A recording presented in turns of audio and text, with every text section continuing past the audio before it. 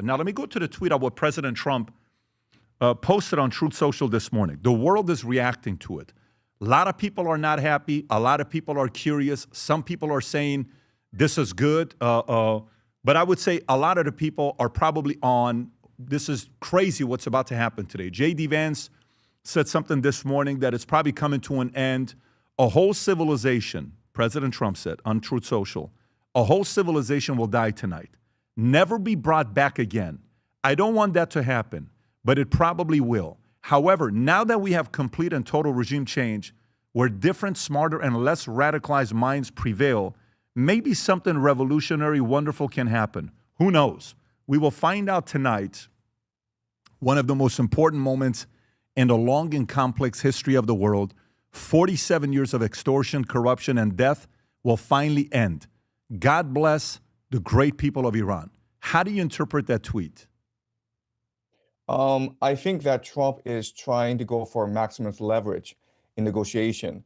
But the reality is that the Iranians will not back down, and American forces already assembled in the Middle East. So I think that we will see a ground invasion as early as this weekend.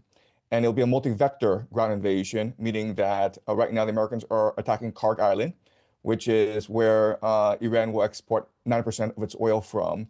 And so the Americans intend on seizing Karg Island and strangling the Iranian economy.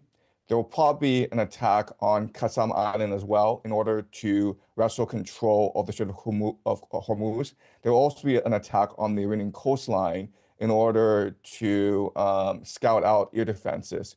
So I think that we are approaching a major escalation over the next few days. So try to decode this, because the average person who reads this, they say, who talks like that? You know, what do you mean a whole civilization will die tonight, never brought back again? But if you're somebody that's, you seem like a pattern recognition type of guy, and you kind of watch how people speak, and we know this is how he speaks, right? He's not the most predictable guy. He's got predictable side, but also unpredictable side.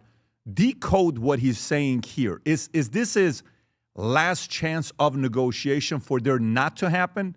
Is this his last chance of saying, I hope somebody says, hey, let's go out there and negotiate with them? Because Pakistan tried to bring the peace deal on both sides, and U.S. declined it, and so did Iran. So if you were to decode this a little bit more on where President's mind's at, what would you say? Well, I would say that Trump has a history of working in reality TV. He thinks in terms of television. He asks himself what will draw attention, what will look good on TV, what will get people very emotional and afraid and anxious. So he spent a lot of time in the World Wrestling Entertainment with Vince McMahon. They had a feud, a television feud, and that's really how you speak in the WWE. You are rhetorical, you are bombastic, and you try to instill fear and rage in people. And so what Trump is trying to do is he's trying to huff and puff. It's really flexing. The other issue that's very worrying right now is that Trump has surrounded himself with advisors who are psychopaths, and they're not actually relaying to him good strategic advice. So, for example, what just happened this weekend was that Trump announced the rescue of a downed American pilot. And if you watch the press conference yesterday, he thought it was tremendous success and was very proud of the military for doing the impossible, going deep into enemy lines and rescuing a wounded pilot. And this is a great tribute to the professionalism and self-sacrifice of the American military, especially the special forces. But on Twitter, on X, on social media, what people are saying is that this was actually not necessarily a successful pilot rescue operation. It seems that evidence is emerging that this was a failed seizure, a failed attempt to seize Iran's enriched uranium in the Isfahan power plant. And if that is the case, then that was an extremely risky mission, and it's very consequential because America lost about $300 million worth of planes and equipment in this failed raid. So my concern is that Trump has surrounded himself with advisors who feed his ego. And Trump himself believes that just by flexing, just by taking a very tough negotiating position, he can bully the Iranians into a compromise. So I think that we are in a very precarious situation right now. What do you think is the worst case that could happen, the best case? Walk me through what, and by the way, just out of curiosity, would you consider yourself like if we're in July of 2024, would you say you were a supporter of Trump? Like you wanted to see him win? So I'm pretty politically neutral, but in July 2024, I was very confident Trump would win, and I felt that America needed a change. So if I were American and I had the opportunity to vote in November of 2024, I would have voted for Trump over Okay, Biden. got it. That's very Right. important. That's very important for the audience to know that because I don't think you've revealed that because your criticism is just what you think is going to happen, but you still would have chosen a Trump over a Biden or a Kamala. COVID is the time when I started talking about politics. Up until COVID, I had no desire to talk politics. All I did was business, and I would do my whiteboards. You know how you do your whiteboards? I would do my whiteboards, except nowadays we can do with nice little markers where our hands don't get dirty. I did it the ghetto ways back in the days where I would get paint all over my suit and ties, and it was a hot mess.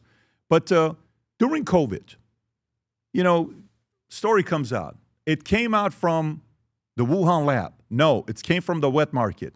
No, China had nothing to do with it. Yes, China had to do it. Nancy Pelosi goes to Chinatown. Stop being so racist. Trump's like, what are you talking about? It came from China. What does China say about COVID with their position? Because when the state media is telling their stories, and I'm living in Iran, and they're saying, let me tell you, U.S. is the devil, and U.S. is this, and death upon America, and all this other stuff. And, you know, China's a pretty controlled environment, kind of like what you talked about earlier. How does China's state media control the narrative of what really happened with COVID? Okay, so unfortunately, COVID has been memory hold in China. So no one talks about it. It was a traumatic 3 or 4 years for Chinese society, and people have basically just forgotten about the experience. No one even mentions COVID anymore. People still get Wow. COVID, but no one mentions COVID anymore. So all this has been memory hold, and people would rather just move on with their lives because there's absolutely no point in talking about it. But the Chinese government have said on multiple occasions that COVID started off as a American bioweapon. And so that's what what the Chinese believe, that COVID was American bioweapon. It was leaked into China in order to Wow. hurt Chinese society. And Interesting. there are a lot of elite Chinese who I talk to who believe the same thing. So they believe it was a bioweapon released from U.S. in China. That's the narrative they say. And is That's it what they believe. That's and correct. Yeah. is it tied to Fauci, the gain of function? Is that kind of how they spin it, or what's their method of connecting the dots? So I'll tell you what I believe happened. Okay. And so I believe that this was an American bioweapon funded by Tony Fauci. Obama had put a moratorium, a ban on gain of function research. And so Fauci subcontracted gain of function research to the Wuhan lab, which was actually a military installation. And I don't know if it was accidental or deliberate, but it got released into Wuhan. And when it did get released into Wuhan, the early reporting was that this was killing a lot of people. It was actually burning your lungs. It was like a furnace. Your lungs became a furnace. So it's pretty deadly. And they locked down the city too late, and about a third of people, escaped into other cities as well as boarded flights for Europe. And this spread around the world very quickly. So I think that's what happened. But Chinese, what they believe is that this was an American bioweapon designed to hurt the Chinese economy, and that's a story. But they downplay China's role in it. Yeah, they downplay China's role in it. And culturally, is China a culture where if the government says that, don't question it. You don't have to right to question it. Just buy it. This is what happened. Don't come back and question us because of freedom of speech. Chinese people know where the political red lines are, and they know how the political winds are shifting. And so there's really no questioning of the government. What, what an advantage for the enemy to be able to see in America, where in America we bash each other and we're going at it, and everything's being exposed from congressmen on the left and the right, and nobody in the world can see what's going on with China because no one can bring up anything. God forbid if you do, something could happen. I disagree. I think Tell me. like if you want a healthy, creative, resilient society, you need free and open debate. The best thing about America is the First Amendment. The best thing is that anyone can criticize the president. And there's rigorous debate right now over this Iran war. And this allows for America to pivot and to be resilient, and to discover its weaknesses and to improve on its weaknesses, on its vulnerabilities. China has been China for the past 5,000 years. This is not a good thing. Yeah, no, I'm with you. It is, if a person that thinks they can have that kind of a chokehold on their people for a long time and see the enemy is debating each other, a lot of information comes in. But social media apps are not available in China, right? There is no Facebook, there is no YouTube, there is no X, there is nothing like that is available in China. There are Chinese equivalents, but yes, these Western social media platforms are banned in China.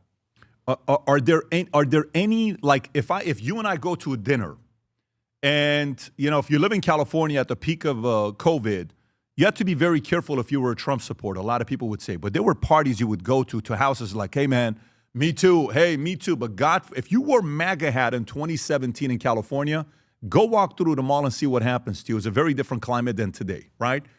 Are there small pockets of people in China, small communities that are growing, that they're criticizing the government, or none of that exists? None of that exists in China. Okay. All right. And I don't think you agree with that. I think. Well, no. I mean, the reason is that China has developed an AI surveillance state that is the most advanced in the world, right?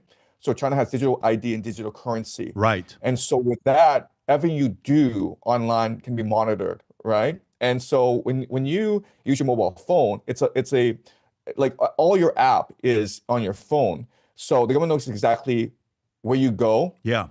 What you buy, who you hang out with, and from that, from this data, yep, they can do a microanalysis of your political leanings and then influence you in a certain way. So China has developed the first AI surveillance state. Interesting. Yeah, you just reminded me of a story. When I made a handful of videos criticizing China, and I brought a General Spalding who went very hardcore at China, got millions of views all over the place. And he was revealing some things about China. So it was about 6 months of going after China pretty hardcore. One day I get an email from a PR firm saying somebody from China wants to invite you to an event. It's a charity event. I said, okay, so let's do the Zoom. So I got on the call. It's me, Mario, another guy named Gerard, and we get on the Zoom, and we said, so what's the outcome? They want to pay you $600,000. I have this email till today, documented. They want to pay you $600,000, but they want you to give a $300,000 check to XYZ charity. So you get to keep $300,000, but you give the $300,000 to the charity. We'll take care of your hotel, food, flight, everything. Don't worry about it, and we'll give you $300,000. Of course, my answer was no. But why would China do something like that? Why would they want somebody like me to come in to get $600,000 and donate $300,000 to a charity? Right. So the Chinese approach to soft power is co-opting elites, right? So in China, the elites have all the power, the people have no power, and they assume that's just how the power works. That's just how the world works. So if I'm going to spend money on soft power, that basically means I bribe influential media elite, such as yourself, such as Tom Friedman. So Tom Friedman has visited China quite a lot, and he said very nice things about China. And quite honestly, this works, right? Because if you come over to China, they treat you very well. It's great food. The people are very friendly. They show you the best aspects of China, and you leave with a very good feeling in your heart. So Chinese are very good at co-opting individuals, and they only focus on individuals who have tremendous influence in the world, such as yourself. It's a brilliant strategy if you're able to succeed with it, and people can come back and being complimentary about it. That's what you want, especially. Donald Trump set an ultimatum for Iran. reopen the Strait of Hormuz and strike a deal by an 8 p.m. deadline, or face massive military action.